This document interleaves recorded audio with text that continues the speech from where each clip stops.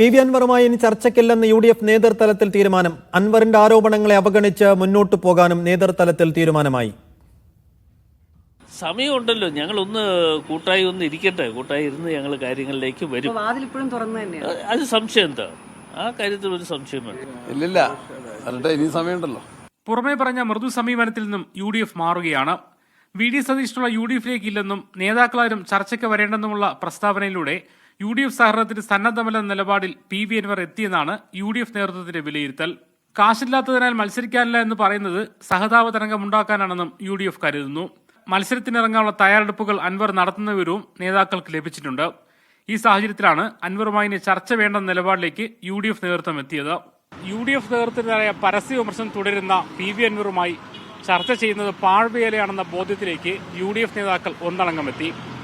ഇനി പി.വി. അൻവർ തെറ്റിദ്ധരുത്തി തിരിച്ചു വന്നാലല്ലാതെ ചർച്ച വേണ്ടെന്നാണ് പൊതു തീരുമാനം. പ്രവചനാതീതമാണ് അൻവറിന്റെ നിലപാട്.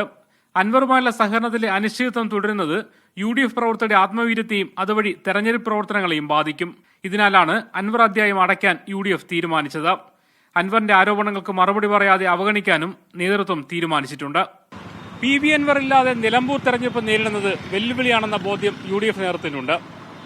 ആ വെല്ലുവിളി ടീം വർക്കിലൂടെ മറികടക്കാനാകും ഇനിയുള്ള ശ്രമം. കണ്ണൻ തിരുവരയ്ക്കൊപ്പം മുഹമ്മദ് അസ്ലം, മീഡിയ 1, നിലമ്പൂർ.